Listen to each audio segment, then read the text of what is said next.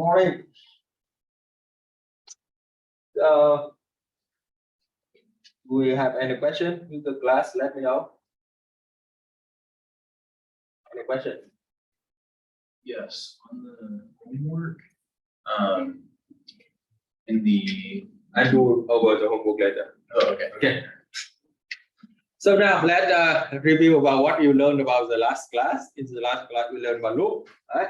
Loop basically that is the action you do it again and again, repetition or repetitive here, right? And in order to do the loop, you break it down into two type loop. The first one is a loop with a definite number of iteration.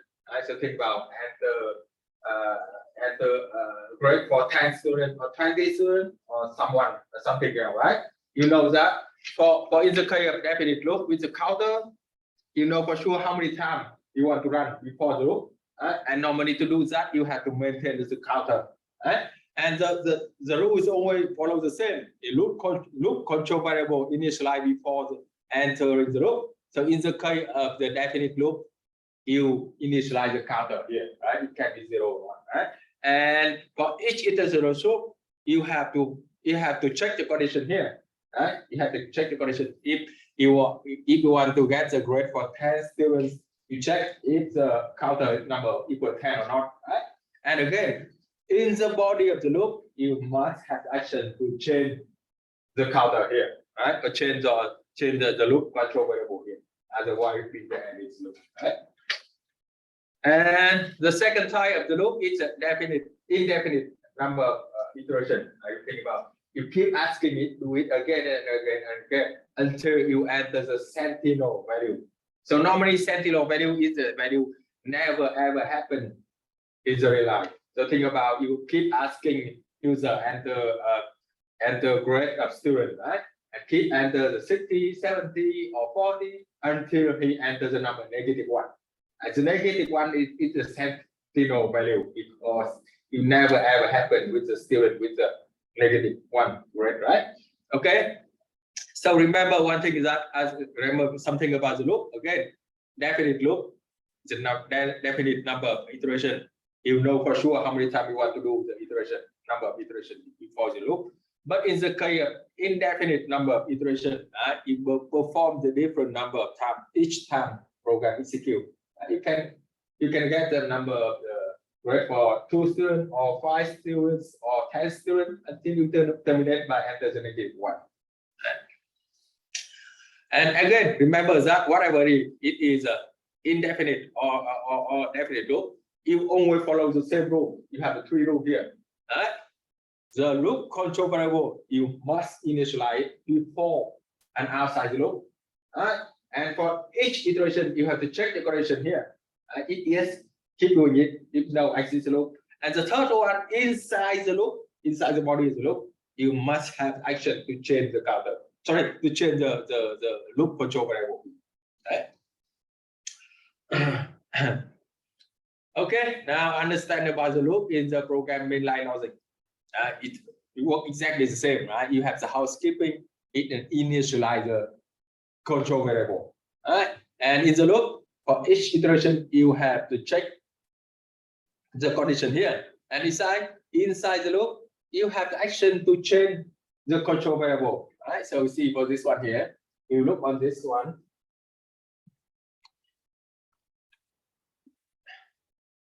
If you look on the mainline logic here, always follow the same.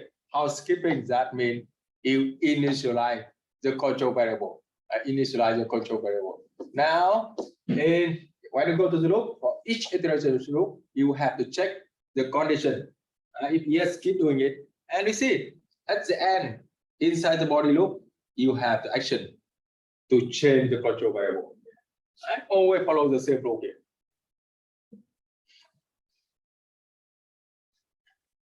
Okay, and sometimes you work with a netted loop.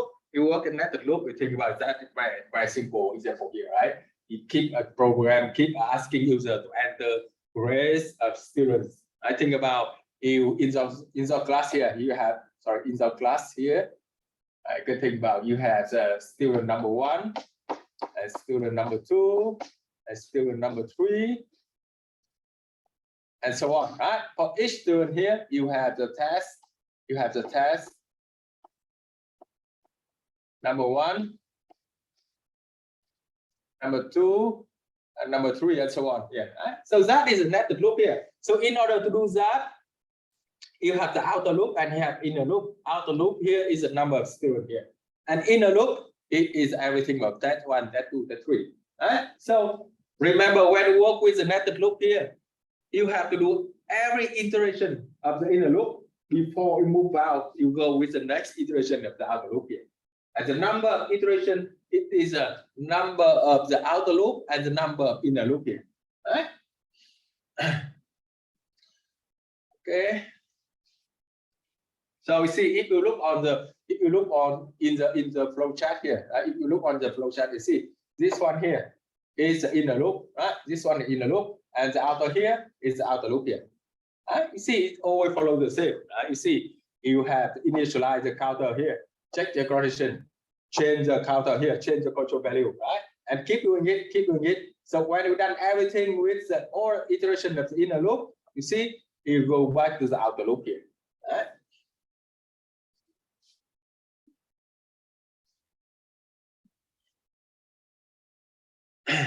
And if you look on the pseudocode here, you also see it very, very clearly here, right? So you see this one here. Sorry. You can see this one here. You have the outer loop, and this one here you have inner loop here, and always follow the same, right? Initialize the counter, right? Check the condition and increase the counter. The same. Initialize the counter, check the condition, and increase the counter here.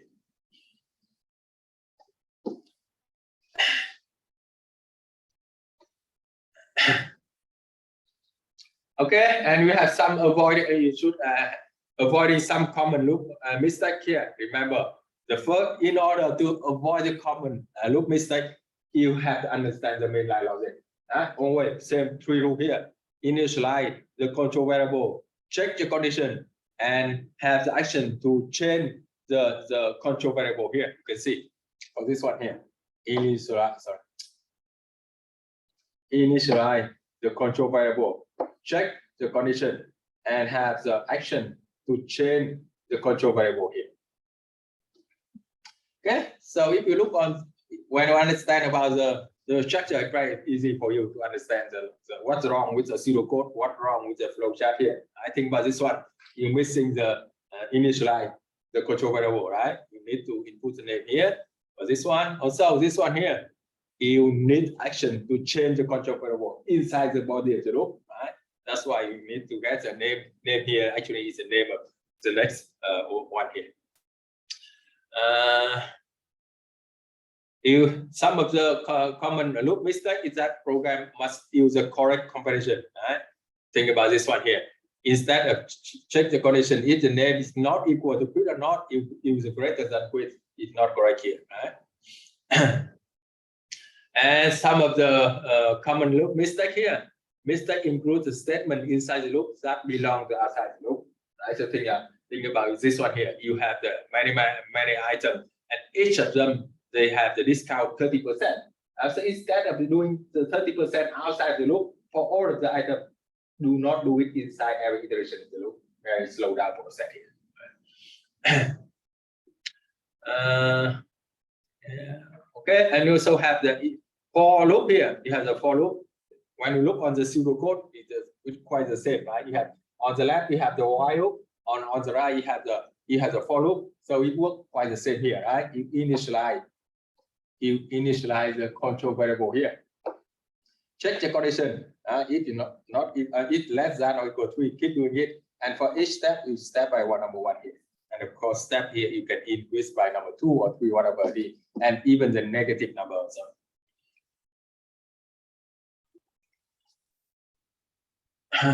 Okay. And so we learned about the post-step and pre-step already, right? The post-step, that means for every iteration of the loop, you have to check the condition before you do with something here. You have to do something. And for that is pre-test. And you have the post-step, that means you do with something and you check the condition later. So in the pre-test, in some case you done nothing with the body of the loop. But in the post-test, remember, you always have at least one iteration in the loop here.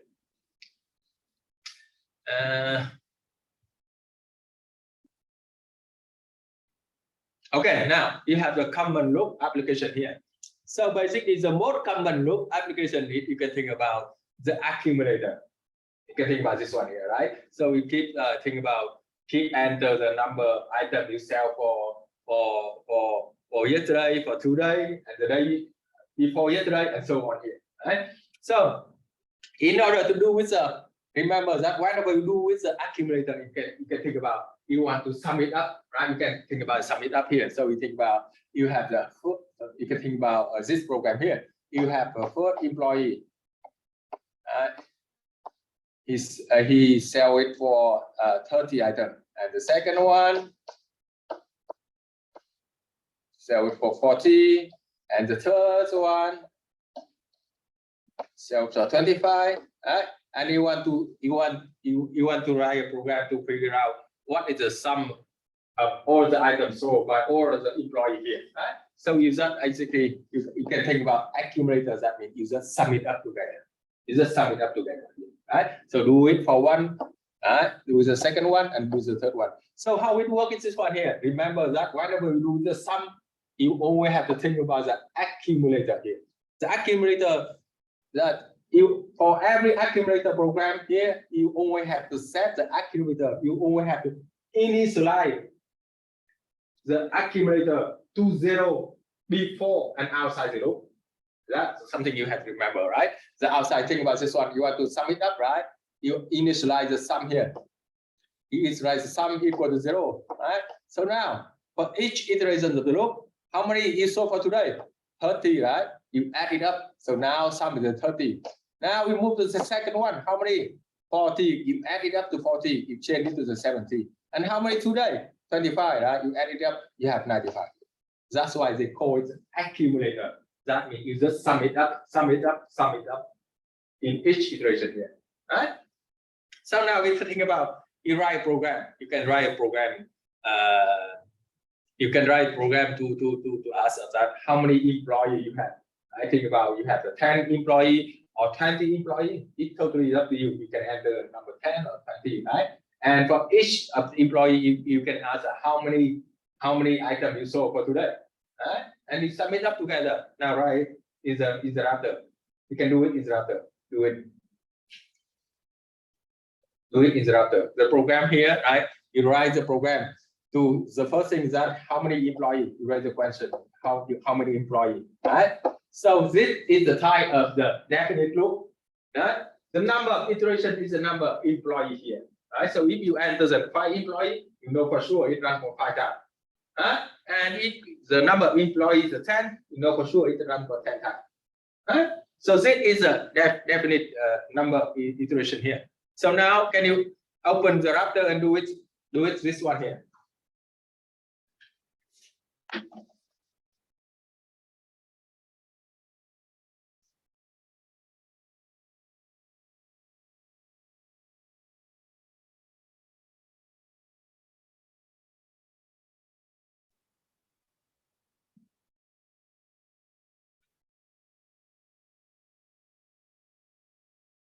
Okay, so right before this program, what do you think? What is the expected output here?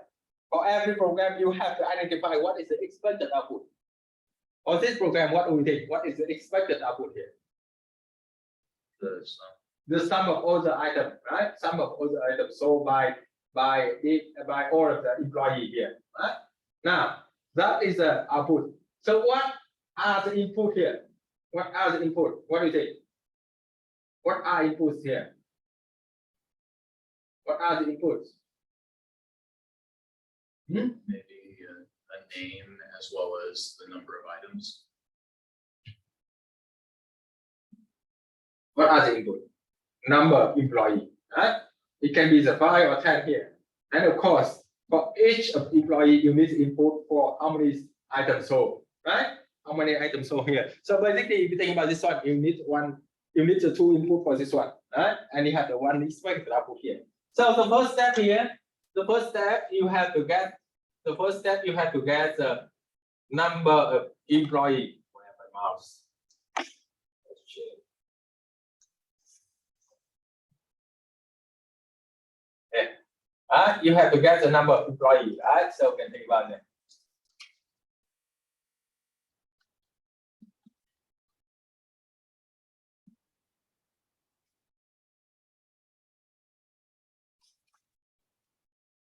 And you store it into the employee.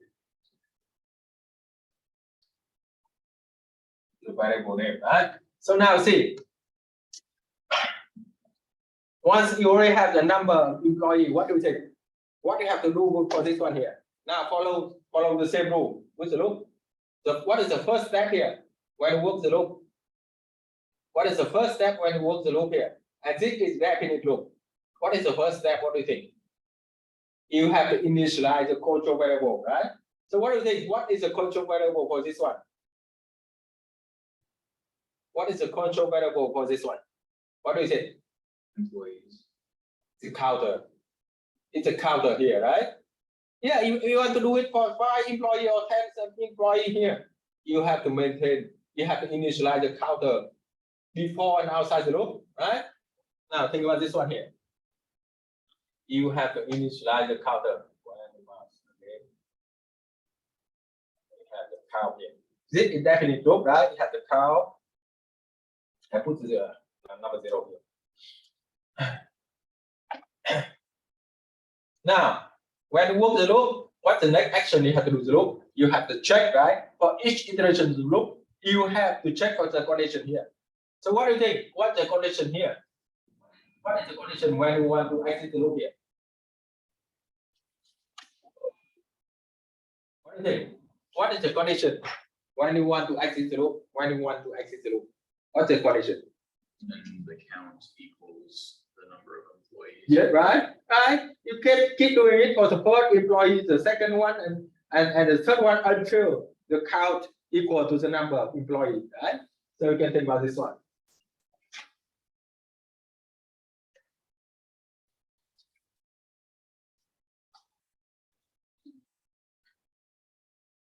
Okay, so now see, for each iteration, that means for each employee, what information you need? How many items sold, right? So see, for this one here, you need to get it.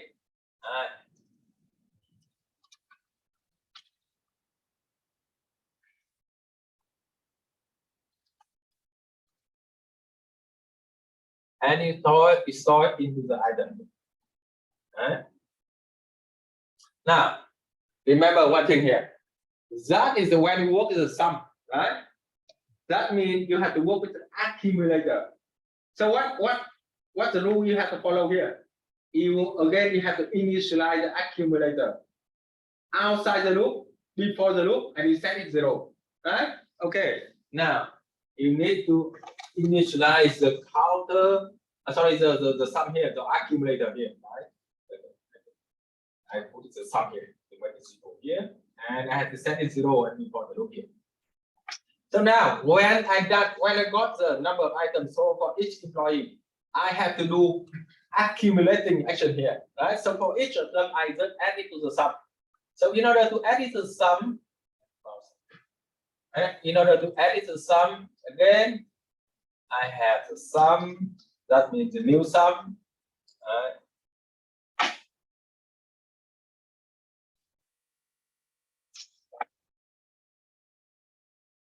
Sum plus item.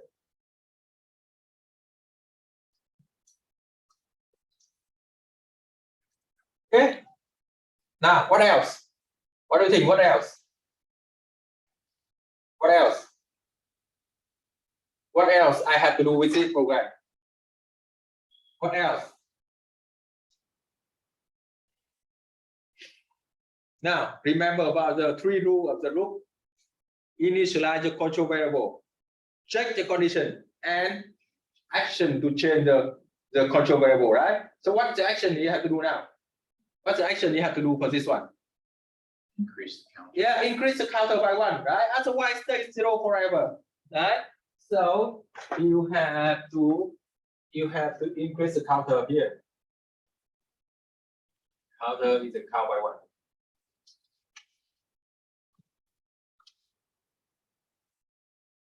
Now think about this one here. Now at the last, right? At the last, I want to print now what is the sum here. To make the sum is So now I can run it here. Think about I have a 3 employee, right? So the first one 10, the second one 20, the third one 30. So see, I sum it up together. I have the 60 here. And you can run it step by step here. You can see what happened here. Now see, get number employee number 3. You see the number 3 here, right? Now the count 0. Now the sum is 0. Now count now is 0, right? It's not equal to 3 yet. So no, keep doing here. How many items? 10 here. So what happened after this one here? I have item here, number 10, right? And this one here, the new sum equals the old sum. Old sum now is 0, right? And add to item here, number 10. That's why after this step here, after the first iteration, see the sum here, right? The sum here is old sum, 0, right? Now add it to item number 10 here. That's why after this step, I have the sum in number 10 here, right? And of course, I increase the count by 1. That's why after this step, I have count number 1 here. So we see that's very helpful when you chase down this program here. So now what happened here? See, sum now 10, right? Sum now 10. Counter now 1. Right? Do it again for the second one. How many? 20. So see what happened here. The new sum, the old sum is the 10, right? Plus 20, you have the 30 here. That's why they call it the accumulator. That means user add it up for each iteration of the loop. Right? Make sense? Okay. Now think about this one here. Think about this program. You can think about this program here, right? So now think about this one here. I enter number 3. I enter number 10. Number 10. Number 20. Right? But the thing about this one here, so every time, let me run it again. Every time when I run the loop, right? Every time I run the loop here, it asks you to enter how many items sold. Right? So if you want to make it more sense, you should change the program here and how many items sold by employee number 1, employee number 2, and employee number 3. So how we do it? How we do it? How we do it? I think about this one. I enter how many items sold, but I don't know what is belong to the employee 1 or 2 or 3 or 4. I don't know. It's very confusing here, right? So I want to change it. Enter how many items sold by employee number 1, by employee number 2, and employee number 3. So how can I modify it? How should I modify it?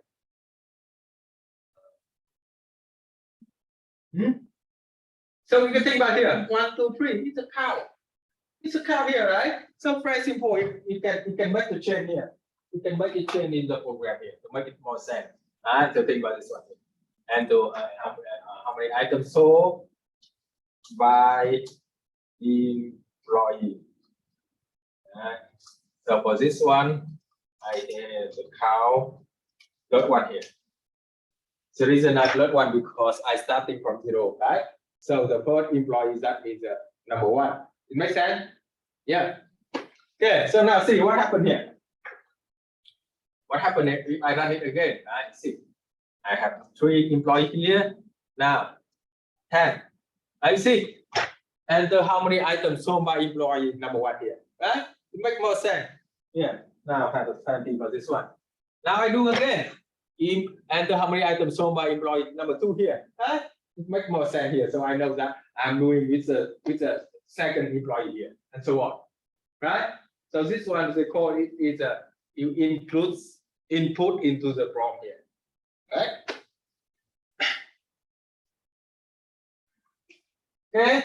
So what do you think if I want to find out what is the average number of items sold by employee? How can I do it? How can I do it? How can I do it?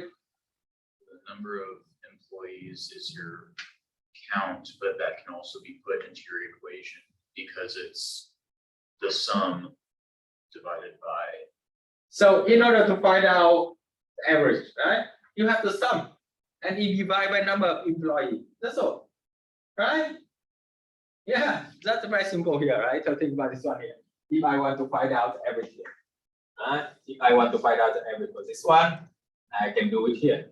I can do the assignment here. I have average.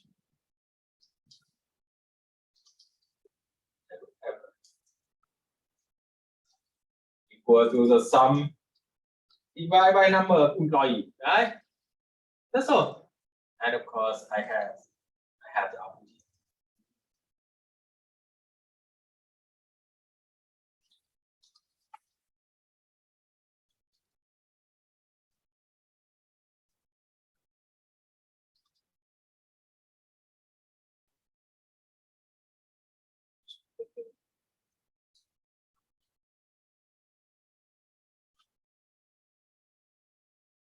Okay, so now I run it again. I have 3 employees.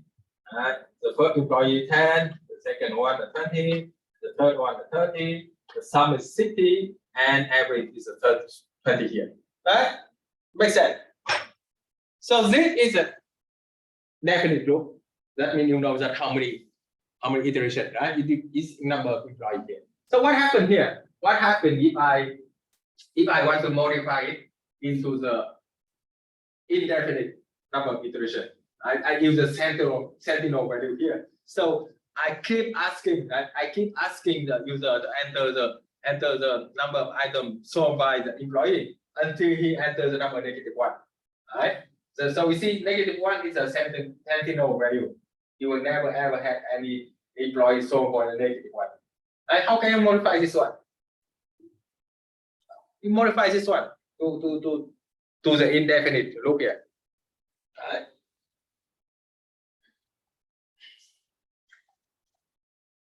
You can modify this one. So to modify this one, right?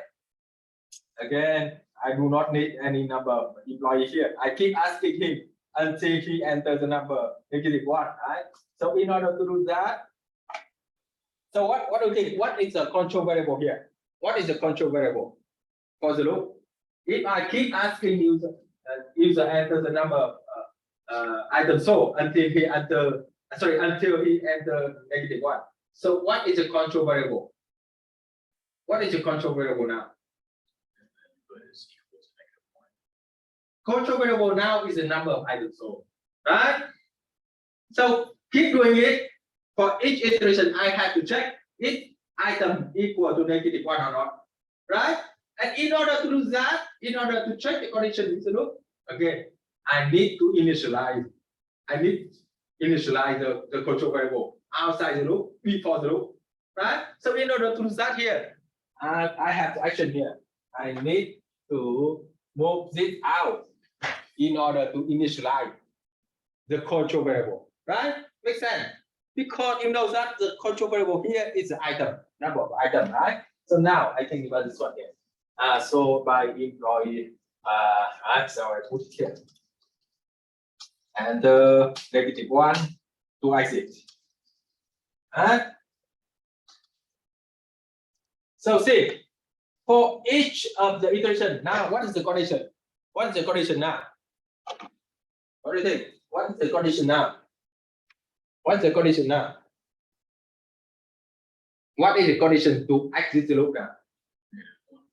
Yeah. So we check if the item equal to -1, you exit the loop, right? Right?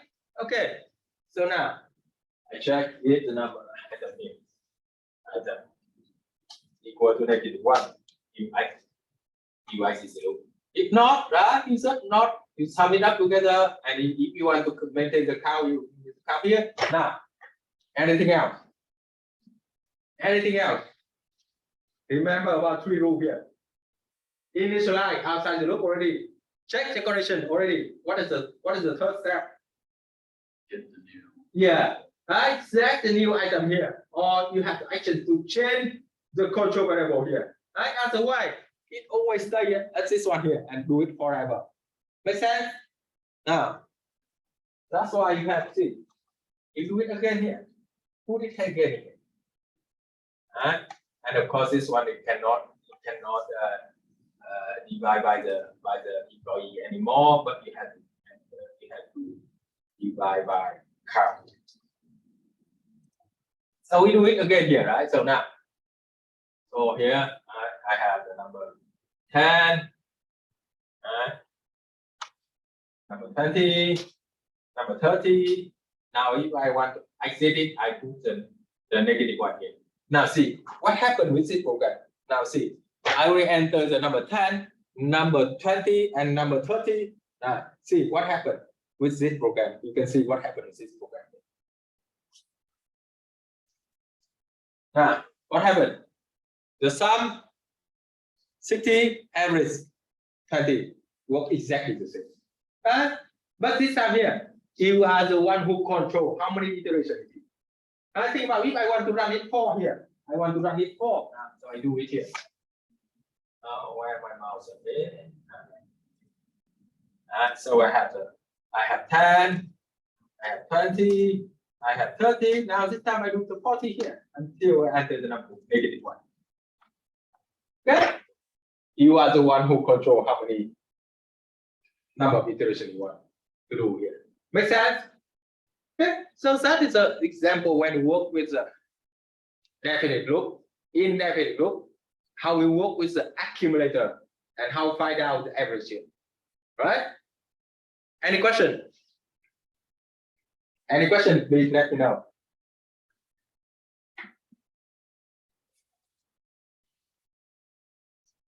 Many of you online here, if you have any question, let me know. Okay, so remember that in the case you do with the accumulator, remember that you only have to initialize the accumulator, set it to number 0 outside the loop, before the loop, right? And inside the loop, accumulator, right? Inside the loop, you have to change the accumulator. Can you see my slide? Okay. So inside the loop, right, you have to action to change accumulator. That means that you just add it up here, right? That's why they call it the accumulator. Right? And at the end of the process, you just print out what is the accumulator here. Okay, so think about this one, do the same, right? Add it up, add it up, add it up for each employee. So add it up, add it up, add it up. Okay, so see the process is it. If you look on this one process, it do the same. The process do the same, right? If you look on this one here, get ready. What is the get? Now I think it belongs to the other one. I'm here, get ready here. Now get ready. What is the get ready? Get ready. You have enter the address, right? Input address until what is it? Yeah, until the address equal to this CC here. That is an indefinite number iteration, right? You just keep enter it until you enter the address ZZZ here. Alright, so see, for this one, you have to create a report. You have to create report, user accumulate right here. So see, for this one here, you have to set the accumulator at the beginning, 0 here. Before the loop, outside the loop, and each of the loop check the condition. If not, submit up together. That's the accumulator. And of course, you have action to change the control variable.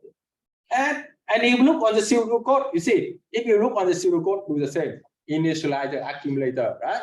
Initialize the accumulator here. Now, what do you have here? Check the condition here, right? If address here. Now, add it up here. Get the new control variable here. Huh?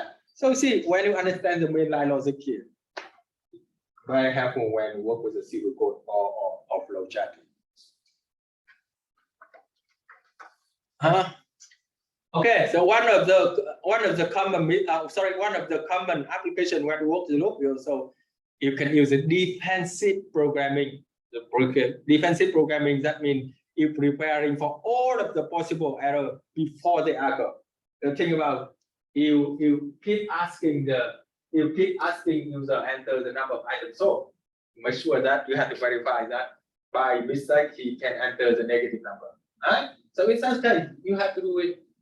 Yeah, in that case, you have to do it here. So that is a step of validate data. Make sure that the data fall in the acceptable range. I think about here. You keep what is our the month birth rate. That's a birth month here. Birth month here, right? You know that the month here is always in the range from 1 to 12 a week. Right? So if what happened he enters a -5 or he enters a number 15, you have to cancel it out or you have to keep him do it again. Right? That is you have the go here. That means you have a garbage in. You have to get it out. So think about this one here. You can think about this one here, right? Enter the birth month, right? You got the birth month here. You check it's a month less than long month. Sorry, long months here. Long months, that means number 1 and greater than number 12. You not accept it, right? You are not accept it here. So ask him to enter the correct one. But what happened with this program? What do you think? What happened with this program? What do you think here? What's wrong with this program? What's wrong with this program? What's wrong with this program? What do you think? Now give me the answer. What's wrong with this program? Now think about this one here. What happened if I enter the number 15 here? What happened if I enter number 15? What happened? What happened? For it again. Yeah, to force you to do it again. So what happened here? Again, I put the number 15 again. What happened? We'll just keep doing it, right? Keep doing it and accept the number 15 here. So the first one is not accept, ask me to do it again. But what happened if I enter the number 15 here? Accept it. It's not good at all. Right? So basically here, you cannot use the selection for this one. You have to do the loop. Now, if wrong, okay, come back again, come back, right? Come back again, do it again and do it again. Right? So do not use selection here. Do not use if here, but actually you have to use a y here. Right? You have to do the y here.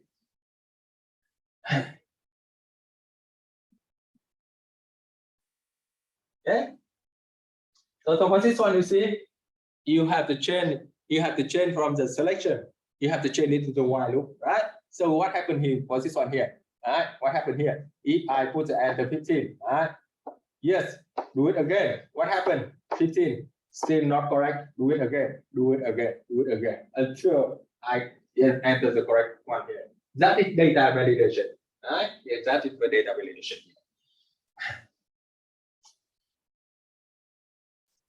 Okay, so what do you think? Can you write the Raptor program for this one? You keep and ask user enter the month, birth month here, and check if the month less than 1 or month greater than 12. Keep asking him to do it again. Do it in the Raptor. Do it with the Raptor here, and come back.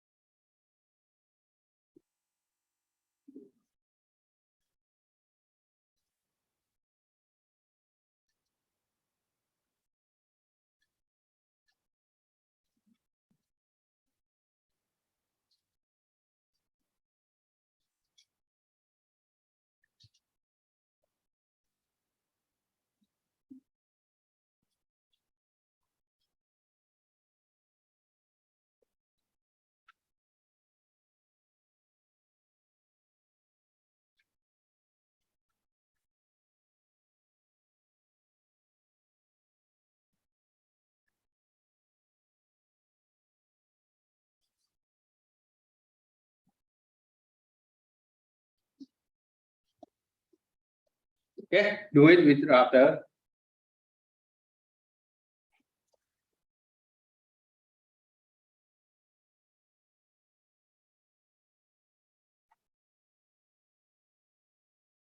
So basically, I can modify this one.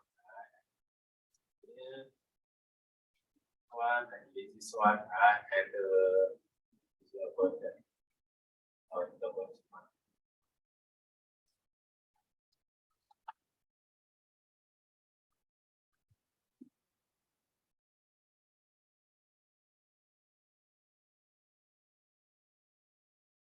Okay, and the condition here to check 8 months less than 1 or here, right? What do you think? What do you think if I put n here? What do you think if I put n? Months less than 1 and 1 greater than 12. What happened? What happened? I put n instead of or here. What happened? What happened if I put months less than 1 and months greater than 12? What happened? Error. It never ever happened, right? It never ever happened here. You have never ever had any number less than 1 and greater than 12. Right? That's why we learned it everything in the truth table, right? We learned it everything in the logic gate here. Remember that in this case you have to use all logic here, not and, right? Okay.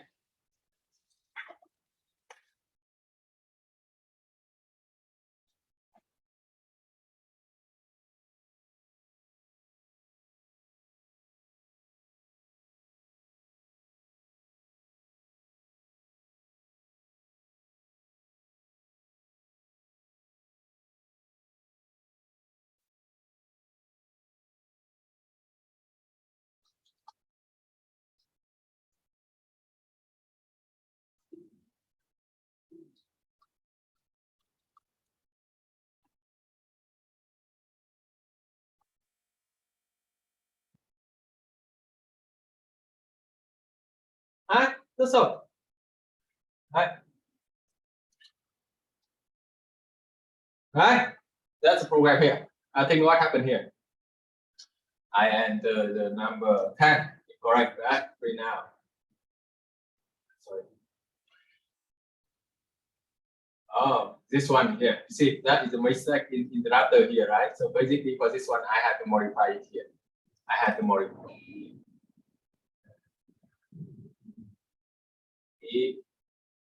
Less than, yeah. There's a number 10. What? 10. Oh, okay. 10. No. No. What? So it's opposite from what it would be in code. So it needs to be month is greater. Okay. Or I can do it here. I can do it. So if I'm number and enter number 10. No, not less than.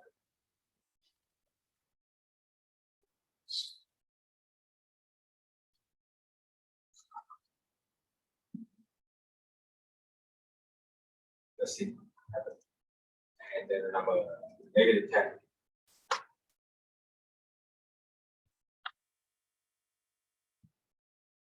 You can it correct. Okay, so actually I have to modify it here. Or I can modify this one. Not here. To not before. Yeah. Yes, that is something wrong with the sorry, not something wrong, but something in. So that is different between the real code and the router, right? In the router, if you yes, you exit it, but it's actually in the real programming. If you yes, it keep doing it here. Right? I put it not here. Right? So what happened here? I put number 10. Yeah, the first one is the number 10. But if I enter number -5 here, ask me again, right? Again, put 15 here, ask me to do it again until I do it correctly here. Right? Make sense? Okay, so yeah, that is something you have to remember, the difference between the different interrupter and the C and the real programming language PC. In the case of yes here, keep doing the loop, right? But in the case of yes interrupter, you exit loop, right? That's why I had to put the note here before to reverse it, right? Make sense? Okay. Or you can modify it here, or you can modify it here, or you can modify it. Okay. And you can modify this one here, and it is a once greater than 1. But this one here. Also, what happened? And you end here, right? And but let's exit. Okay, so see in the case in this one, remember. Okay. So in that case, you remember that you have again for this one you have to use the and here, right? To make sure it only iterate from the 1 to 12 only. If you use all here, that means everyone. Right? Make sense? Everyone can be greater than 1 or less than 12. Right? So we have to use the and here. Make sense? Any question? Now, if you run this program, right? If you run this program here, I enter the number -9, number 15, number 16, 15 or whatever it is. So what happens if the user keep doing it mistake here, doing again and again and again? It's very annoying, right? So yeah, so normally think about you enter the username and password, right? Normally it only allow you 3 attempts only. So for this one also, you can try. You can limit it only to 3 attempts here. So how we do it? What do you think? How will you do it? How will you limit it to allow user to enter 3 attempts here only? Insert a counter. Yeah, you have to maintain the counter, right? Starting from 0 and for each round 1, increase by 1, right? So when he reaches number 3, now you are out of track, right? Think about this one. So think about this one here. In order to do that, I maintain the count here. I maintain the count here, right? I initialize the count. Count here. 0 here. And we proceed. Whenever he enters the wrong one, right? I have to increase the count by 1. Whenever he enters the wrong one, I have to increase the count by 1. Okay. What else? What else? You could, with the prompt. Now you have the 2 conditions to exit the loop, right? Whenever you reach into the count number 3, or whenever you enter the correct one, right? For this one here, right? So now for this one, you have to modify the program here. You have to use the modified program here. So whenever count equal to number 3, right? And here.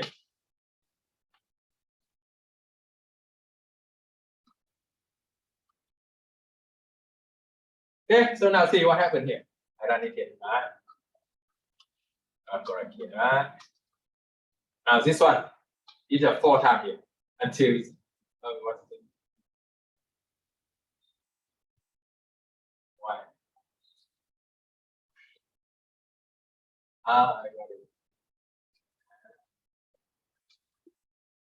What do you think? What happened with this one? Even the count number 7 here. Right? What's wrong with this one? What's wrong with this program?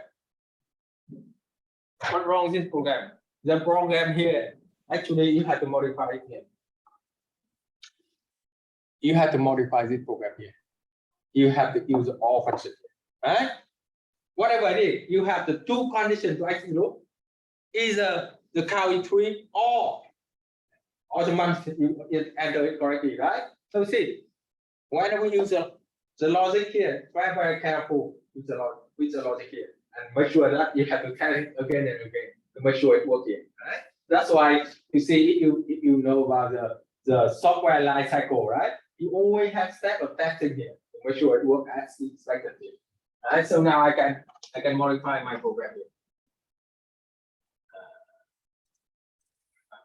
Here, I stop it. Instead of and I put all here, whatever condition true, you exit the loop. So now I done it here.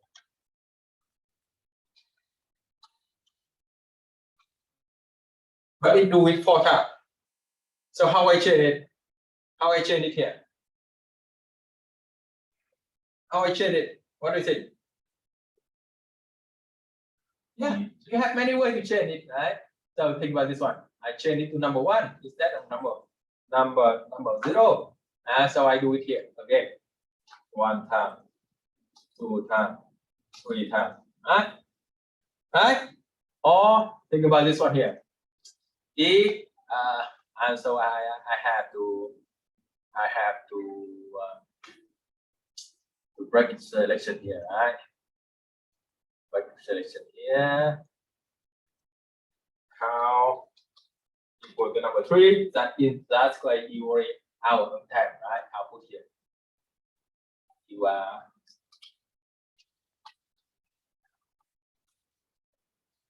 right.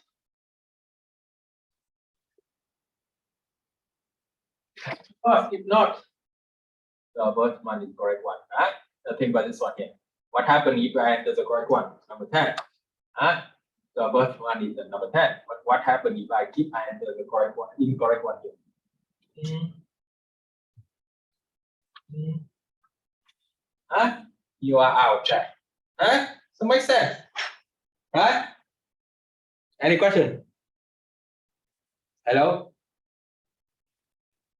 I do it too fast. Could you scroll down just a little bit? So Let's see. it's just select. Now, see, yeah. When you exit the loop, you have two possibilities, right? Either you are out of choice or you enter the correct one, right? So now you have to check. If you are out of choice, that means the counter is 3 here, right? So we print now you are out of choice. If not, of course, you enter the correct ones, right? Make sense? Yeah. Wouldn't there still be a possibility of having the count be equal to 3 and yet the birth month still be valid? What do you think? What's your question? Now give me specific question. Specific example here. So, is there a possibility that you would have your 3 tries? Say you put in the correct one. First try, wrong one. Second try, wrong one. Third try, correct one. Yes, of course. Wouldn't that? You can do it. You can do it. But then it would error though, correct? Because count equals 3. So what happened if he enters the first one incorrect, right? And the second one he enters it correct, right? That's what it means? No, second one's wrong, but third one. Okay, let's try it here. Let's try it here, right? Let's try it here. Okay, think about this one here. The first one incorrect. The second one incorrect. The fourth one correct here. You are out of check. Right? Yeah, that's the testing here. Right? That's a good observation here. So how we do it for this one? How we modify this program? Maybe check. Go ahead. Sorry. How we modify this program? Can you check it again on the 3rd attempt? Sorry, say I mean, again. you could do another selection to check it on the 3rd attempt before the auto tries. Yeah, it works also, but it's too complicated for this one. Yeah, Yeah. What do you think? What is the other solution here? What's the other solution here? We could, before the selection of the count equal 3, we could put in another selection, seeing if the value is valid or not. Okay. So how we modify? Just let me know.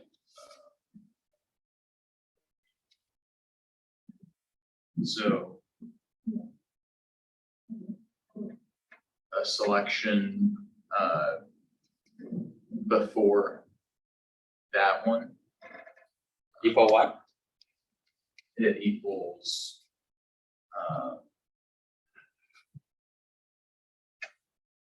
month is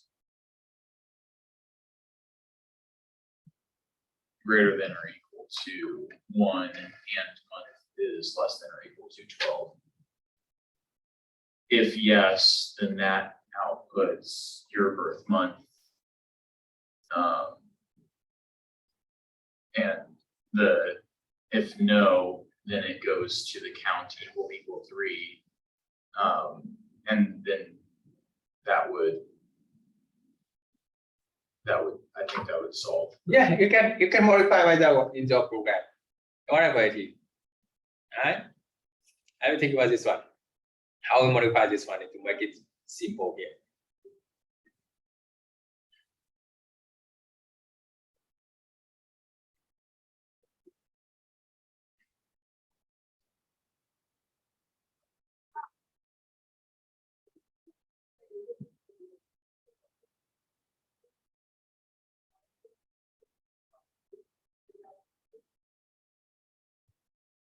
Oh, we're already checking to see if the count is equal to 3 in the loop. Could we just check and see if instead in the selection, instead of count equal 3? I see what happened here. One, right? Count here number 2, right? Count here number 3, right? Right? Count number 3. Count here stay at number 3 here. Huh? I see what happened here. Negative 15, 18. Right? Count number 3 already for this one. And we have our child here for this one.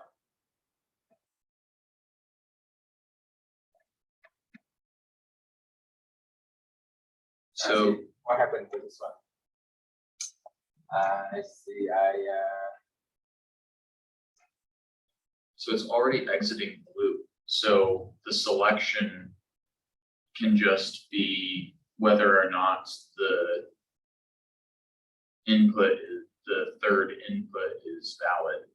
Let's see what happened with this one.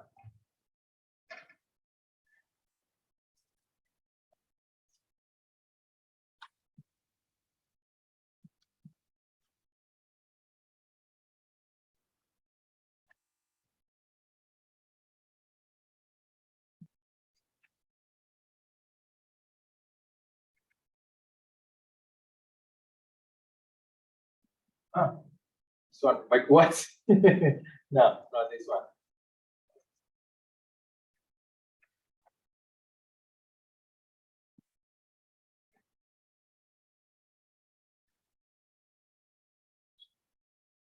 Yeah, so I think that you have to do one more selection here. I do not like about this one. Anyway, it's totally up to you. You want to do it.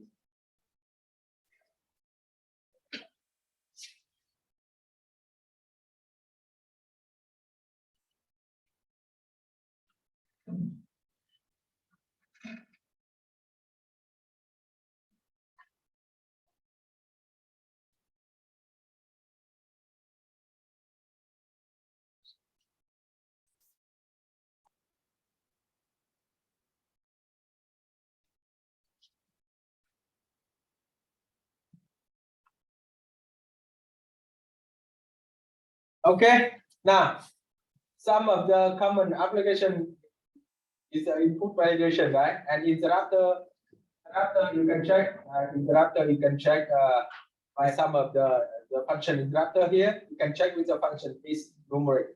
Then make sure you enter the number format. Or you can check is char or is white space or is upper.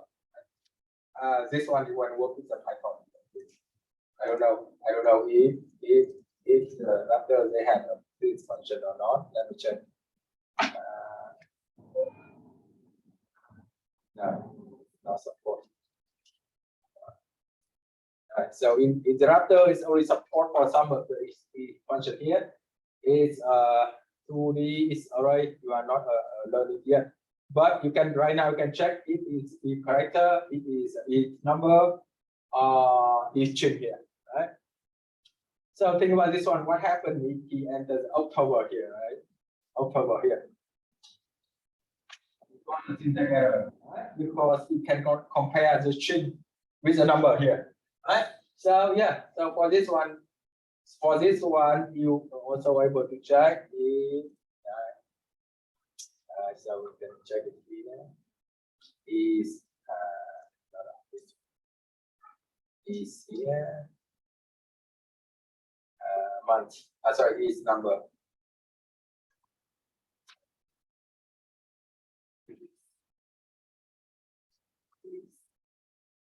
Number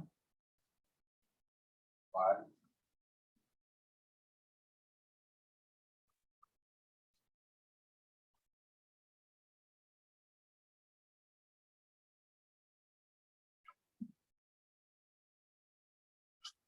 It is number, not yeah. Where annoying when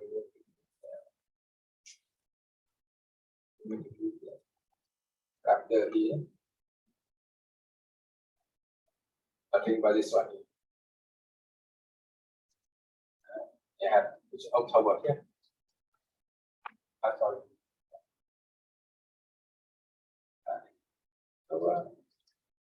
Yeah, you exit loop, right? Exit loop. Yeah, exit loop is that one you print it out the month it's October here. That's the way it works here, but actually this one is not. Right? I will bring this one here. Not. You exit loop, right? Sorry. So you think about in the case not number, right? That's why you pick. Yes, that's one is correct.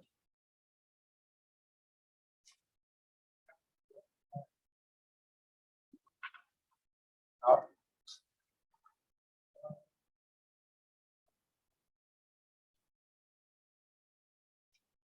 yeah, right. So think about it. If I enter October, it keep asking me to enter, right?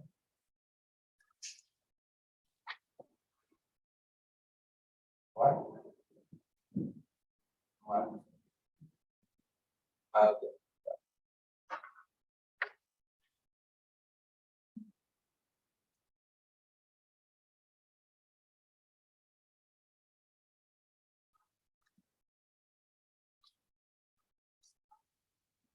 This number not.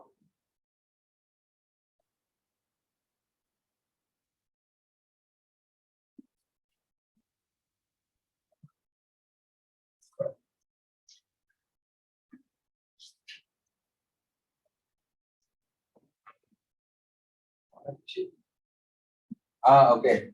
Okay, I got it here. Okay, I got it here. So, because you see when you October here, so we cannot compare month greater than 1 and month less than 12 here because if you enter the October, it is string format, right? That's why you cannot compare the one greater than 1 and less than here. So basically, again, if you do it, basically for this one, you have to break it down with the net loop here. You have to break it down in net loop. It's quite complicated for this one, but anyway, if you want to do it, I can do it here. Go.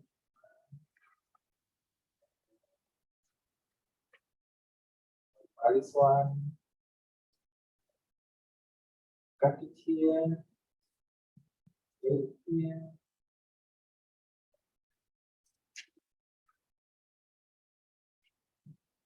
think I found something that works. Huh? I think I have something that works.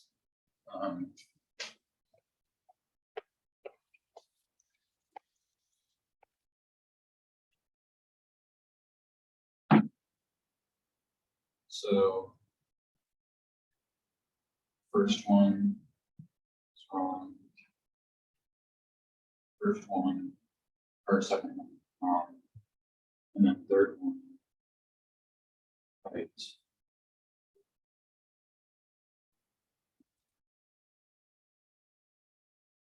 Okay. Yeah, that, you can check it as well. Yeah, cool.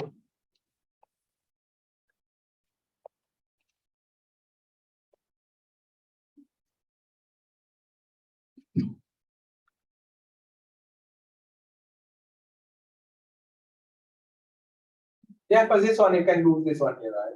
What happened in October?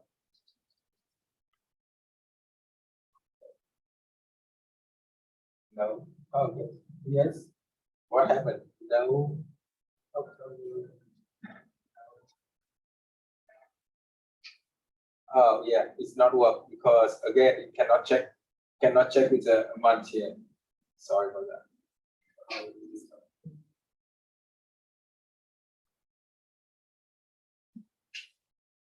Yeah, for this one you cannot do this one. It's not work for this one. The thing is that I was just want to give you some of the example when you work with the input validation here.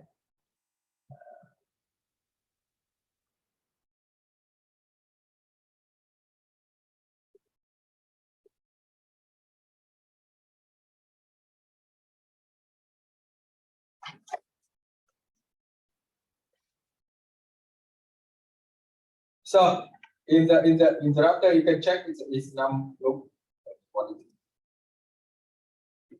Yeah, its number, right? You have the its number.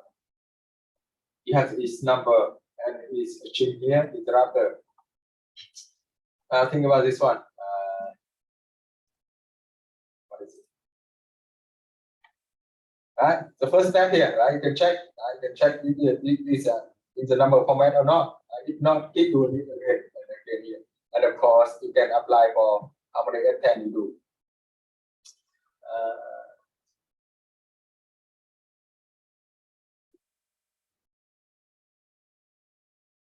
Input validation, and in the Python, right? You can in the Python you can use a legit function to verify it, or you can use an exception handler. It's not in this it's out of scope in this class, but anyway, if some of you already do with the Python, you know how to handle the exception here. So interrupter you can build the build function. You have the character, the string, its number. That's what I mentioned here. Think about this one here. Think about, let me modify my program. Think about you need to get the grade, grade here. So you start with grade, and you know that grade, everything is range, right? Everything is range from 0 to 100. Right? And it must be in the number format. So you can check. You can check the condition here. The first step, make sure it's in the number format here. So you have is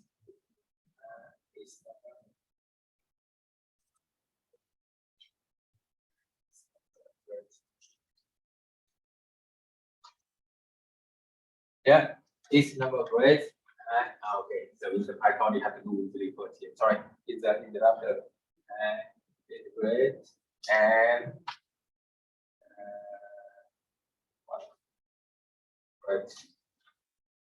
greater than or equal 0 and grade less than or equal 1. If it's in number format and check if grade greater than or equal 0 and grade less than or equal 100, you mean now is the correct one, right? Correct input. We now what is grade? If not, it keep asking here. So basically, whenever he enters the wrong one, right? So basically, whenever the enters the wrong one, it should be better if you need the wording here.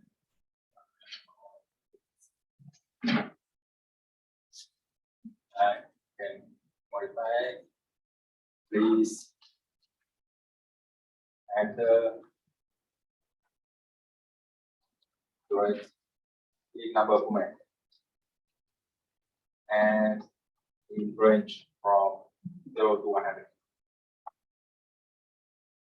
Okay, the thing about this one here, what happened if we enter the number negative 50 here, keep doing it again. 150 here, keep doing it again, and keep we enter the number 40 here. Keep doing it again, until we enter the correct one here. So that is the step when you do the input validation here. Use a lot of combination. Check its number, check its range. Right?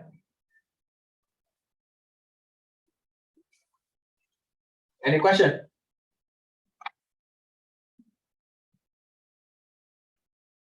Okay, so I think we done everything with the lecture with the Raptor. Now I do something with Python here. Because in the homework we had something with the Python, right? Now before we work with the Python, I want to introduce about the range function.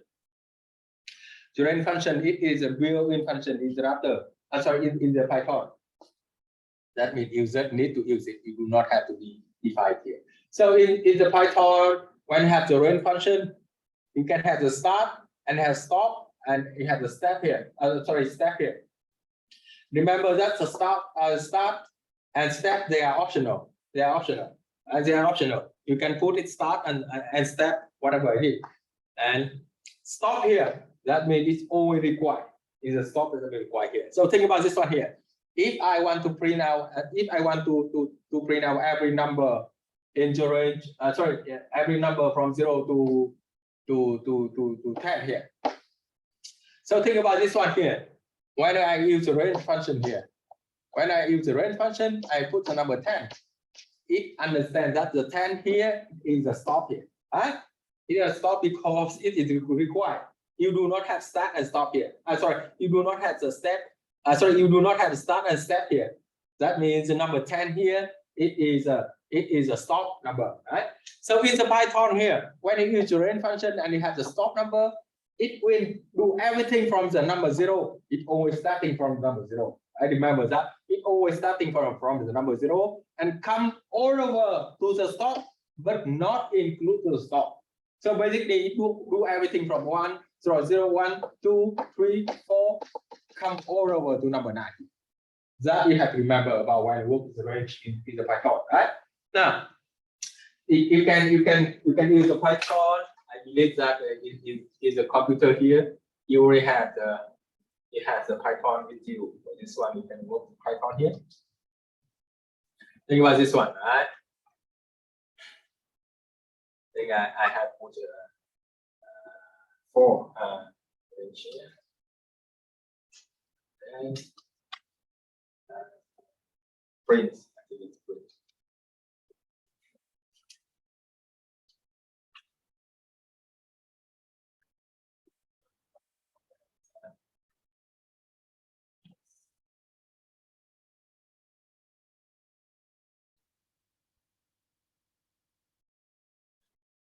Okay. Range.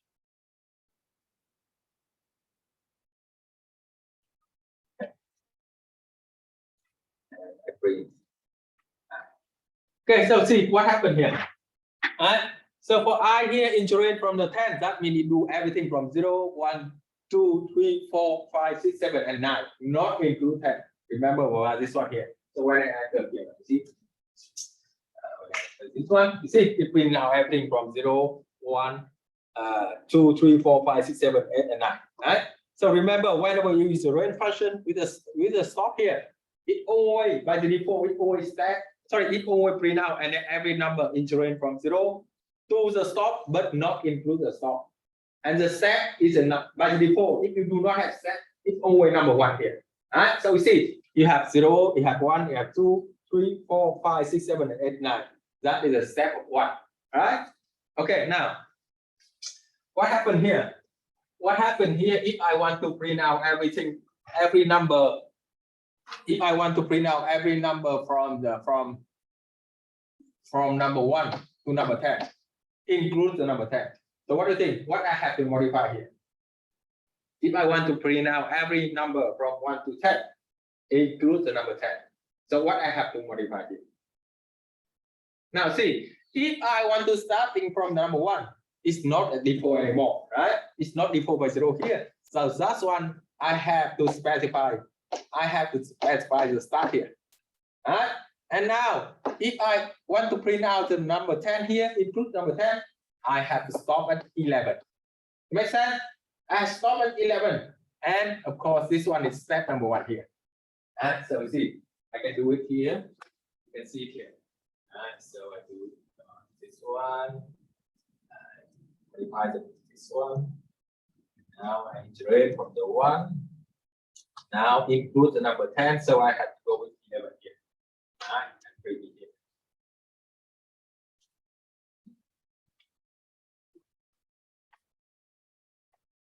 So see, now starting from number 1, come over to number 10.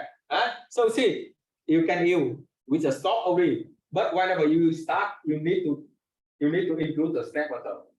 So think about this one. If I want to print out every, sorry. Yeah. So now if I want to print it out every even number here, so what I have to do here? I change it here. I change it here. I change it from the number 2 here. So for this one, it will print out every even number in the range from 2 to number 11 here.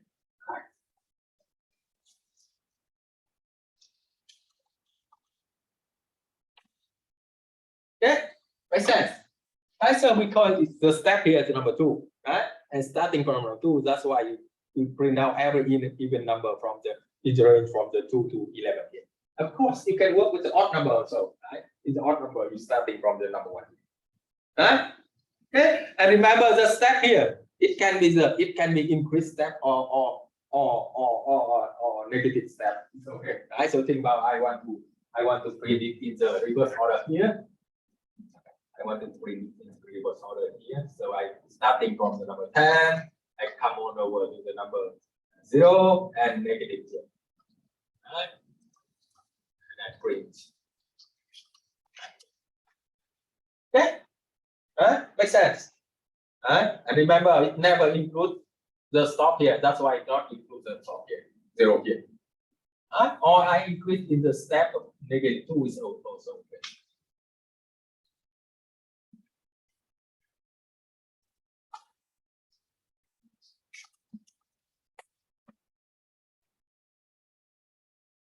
Okay, so that's the first thing I want to introduce a range function in the Python because it's very helpful in the case you work in the loop. In case it's work in the loop here. So basically, in the Python again, you have 2 type loop, right? You have 2 type loop. That means the definite loop, definite number of iteration. Right? So normally for the definite iteration, you use a for function here. Sorry, you use a for loop here. You use a for loop and you use the range function here. Right? Think about this one. If I want to print it out hello for 10 times, I can do this one. Right? I can do this one here. I can do that for I in the range from 10. That we do everything from 0, 1, 2, 3, 4, 5, 9. That's mean I do it 10 times. I print out hello here for 10 times. Right? So when you work with a definite iteration, you use a for loop. It is very, very useful here. And use with the range function here. Now, if I want to print out the odd number from 0 to 100, what do you think? What I have to use here? If I want to print out the odd number in the range from 0 to 100 here.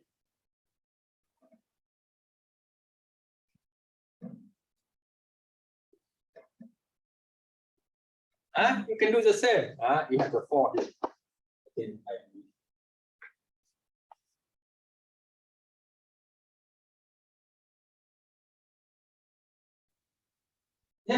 Yeah.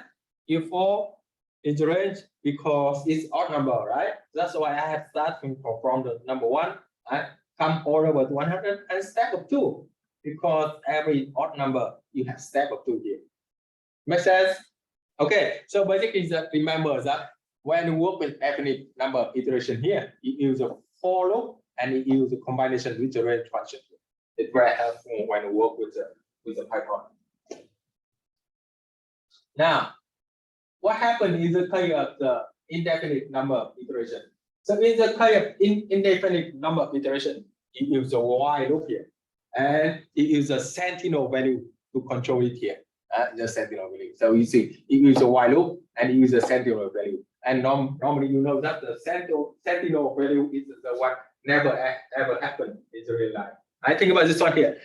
Program here keep asking user enter grades of student until the enter the number -1 here. So you think about -1 is a sentinel value, right? That is the one who controls how to exit the loop here. So see, it follows exactly the same rule here, right? You initialize the control variable outside the loop. Actually, that is grade of the first student here, right? Now, for inside the loop here, you check the condition. If grade is not equal to the -1, keep doing it, right?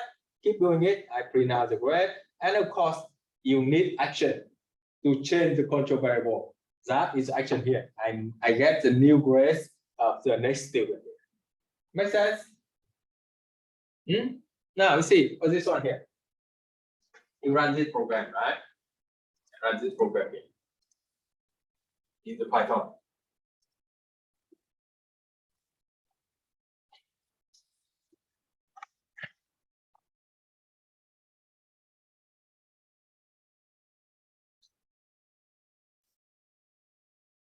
Okay. So I run it here, right? So you see, this is an indefinite number iteration. That means I am the user. I am the one who control how to exit the loop. Right?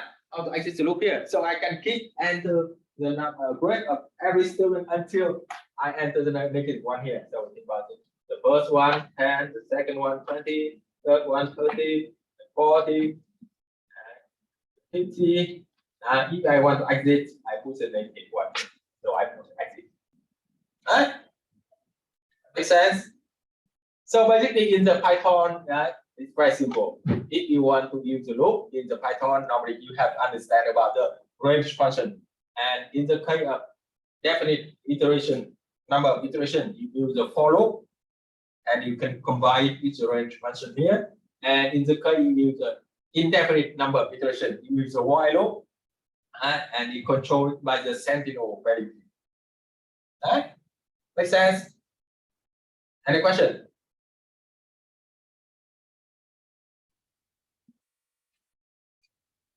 Now, so I think that's all for the lecture. I do with see what you have in the homework here. I can help you some of the homework, not all.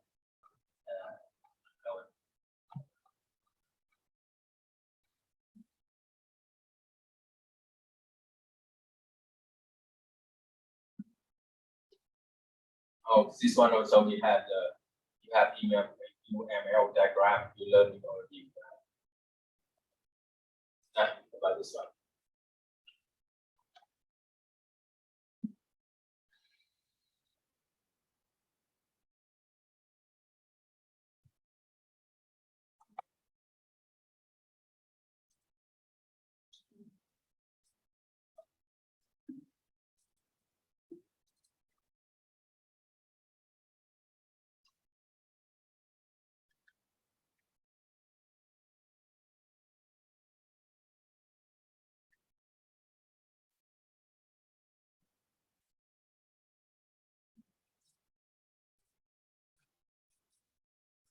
Okay, so first step you have to understand about this program here. This program display every 5th year starting with 2017 and so on for 30 years. For 30 years. I think this one is very confusing. You want to do it for 30 times or one need to do it for 2047? I don't know.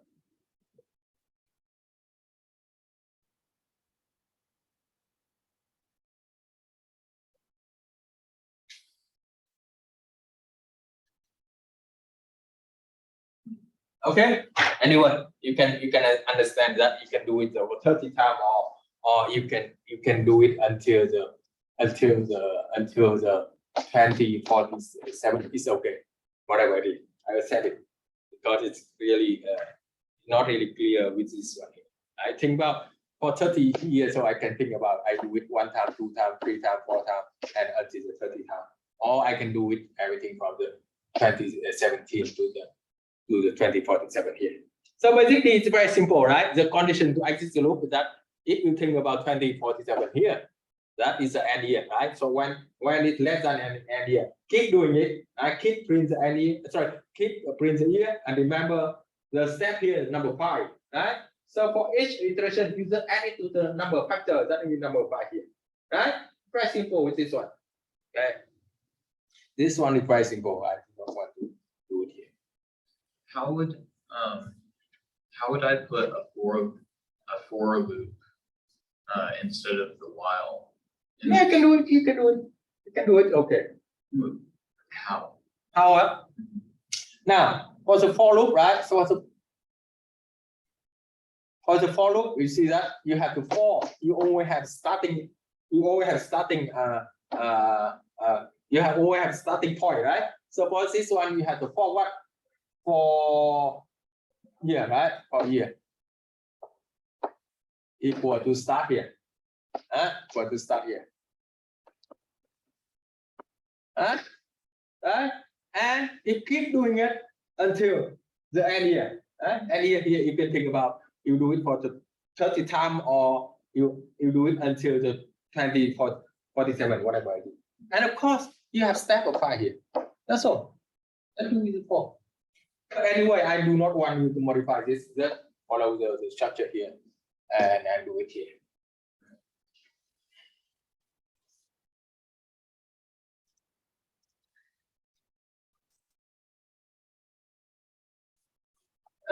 This one, it's money mortgage, right? The standard mortgage. No, Hi, is this the place I can print something out? no, it's over there. Yeah, over the way. This one here.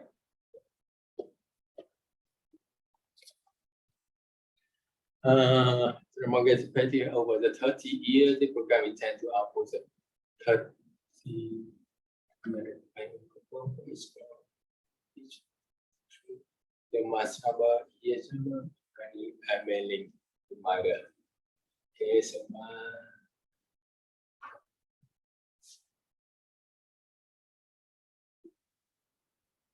okay, so this one is a loop, right? Now, think about this one here.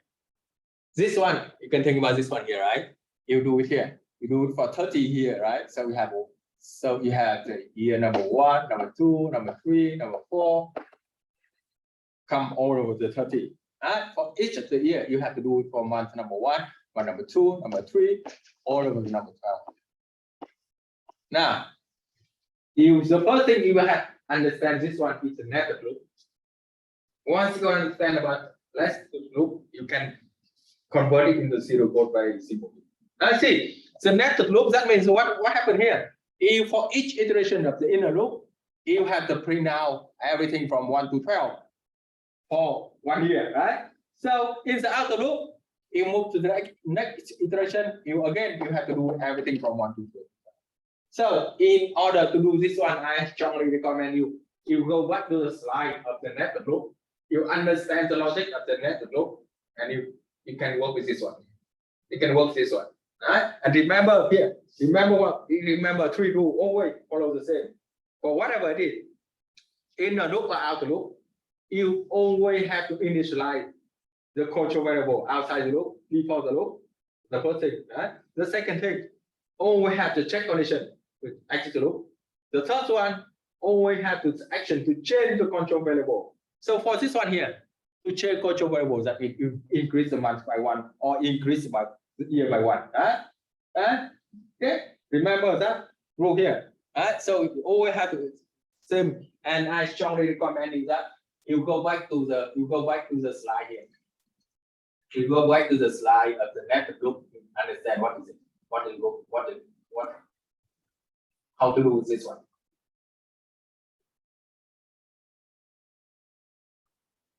Here, you look on this one. This is zero code here. You see, before that one here. If you work exactly the same, you can think about this one here in the loop here.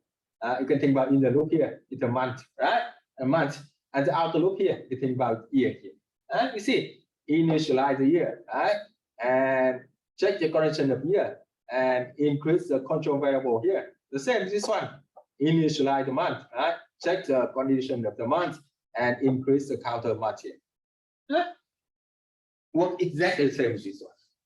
So if you understand the logic, it's very helpful for you while it works as a zero code.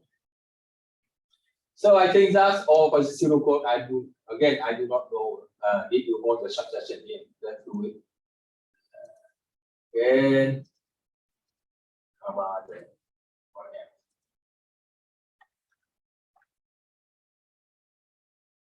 Right. This also, right? Enter the positive number. Enter the positive number. Okay. This is accumulator. So remember how to do with the accumulator here. Initialize the accumulator 0 before the loop, outside the loop, right? For each iteration here, then add it up. But remember for this one here, the number of the 2, 4, 6, 7, 8, and 10, the step here number 2, right? So see, you do the number of iteration, and for each of them, you increase by number 2 here and add this number here together. Do you think we need to have this one? No, very simple, right? And so again, the second one here is quite the same with the example I just gave you, right? That is sentinel control here. Keep enter the number until he enters the number 0 here, right? And he has to find out the sum and the average here. Okay, it's accumulated here, right? And let's see for the Python what that.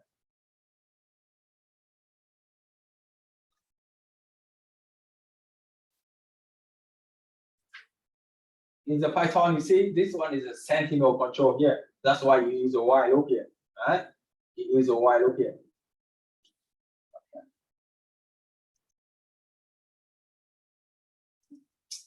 Send it.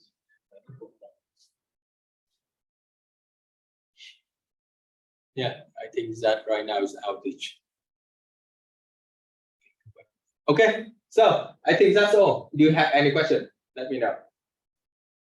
No? Good. Yeah, that's good. If you do not have any question,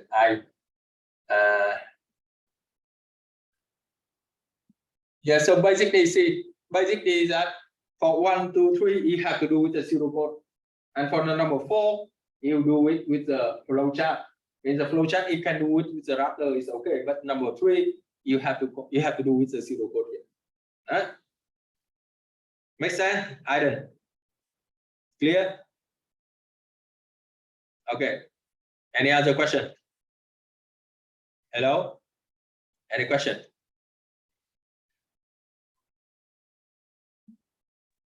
No, I don't have any questions.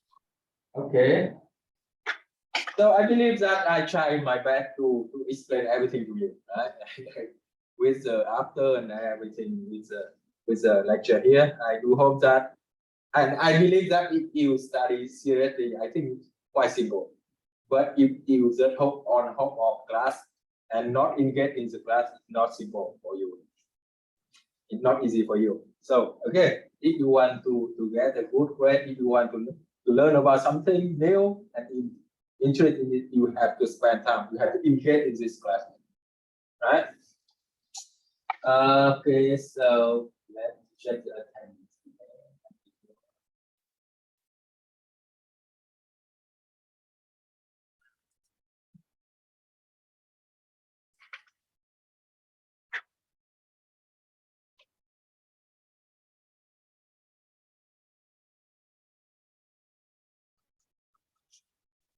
Yes. Zachary Pyro, are you here? Yes. Cameron, are you here? Cameron. I'm here. Here? I'm here. Yes. Richmond, are you here? Emiliano, are you here? Here. Kaden, are you here? Yeah, I'm here. Jasmine, are you here? Here. Luke, are you here? Yes, I'm here. You're here. Nick, are you here? Jose, are you here? Yeah, I'm here. Martin, are you here? Martin, are you here? See chat. I see in the chat. Shalom, are you here? Nathan, are you here? I'm here. Nathan, are you here? Nathan. No. Aiden, are you here? Aiden, are you here? Okay. Okay, so if you do not have any question, I can end the class now. And remember that anytime if you need my help, you can send me the email or you can join my office hour. Or if you want my help, you can stay after the class, let me know. Okay?